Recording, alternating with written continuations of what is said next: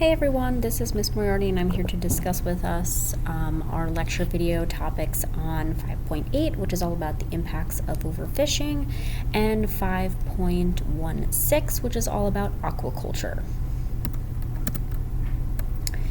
Okay, so besides talking about agricultural practices, right, how we raise crops, how we raise livestock, right, a part of our diet is looking at fish. So how has the fishing industry changed over the years and so on? So actually, if you look at the graph here, we can kind of see that global fish production has somewhat increased, some might level off or so in the 1990s and so on, but we've now seen a much greater use of what's known as aquaculture. And so we'll get into, right, why do we have aquaculture and so on.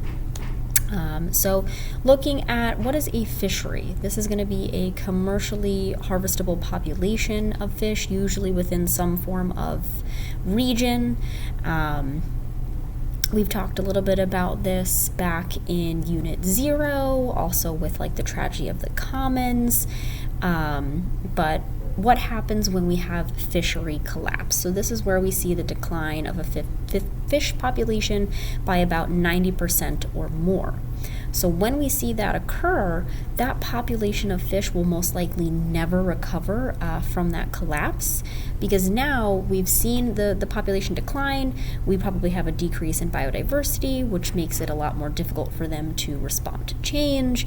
Those fish can now have an inability to find mates, so it's that much harder for them to reproduce. Inbreeding can then increase.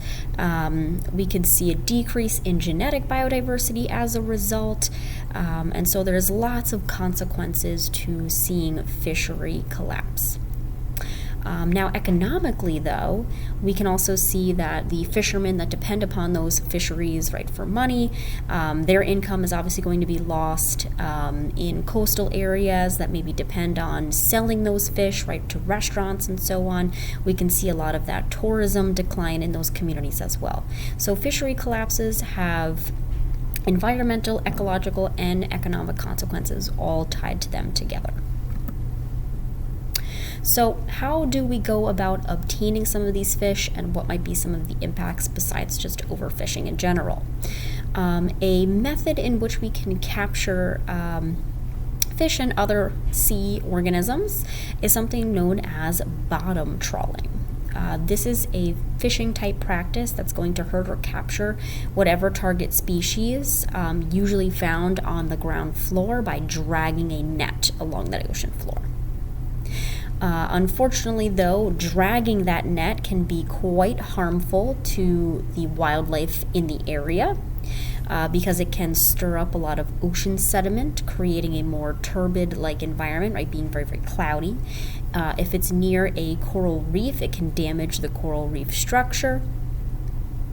It can decrease the biodiversity by killing any non-target species or removing the coral reef habitat, which we know provides services for organisms in the oceans. What do we call it when we do catch a non-type target species? That is known as bycatch. So this is the unintentional catch of a species, maybe like a dolphin of some sorts. This can obviously harm pretty much all of the wildlife around. So we need to be very conscious of the types of methods that we use to obtain our fish out in the wild. And in our web quest, we'll watch and read and learn about a lot of the other different methods besides bottom trawling. All right, so now that brings me to the next topic, and that's going to be 5.16, all about aquaculture. So we mentioned that when we see fishery collapse, it's going to be very difficult, if not impossible, for that population to return. And so how do we minimize the effects of overfishing, right, wildlife fish? So that will be through methods called aquaculture. So this is where we can actually farm out aquatic organisms, so things like fish, shellfish, and even seaweeds.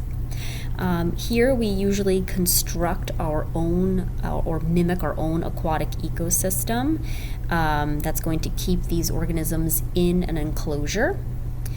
Some of the benefits to raising things like fish or shellfish in an aquaculture setting is it's obviously going to take a lot less space, less amount of water in order to have our aquaculture farm. It can reduce the chances of fishery collapse.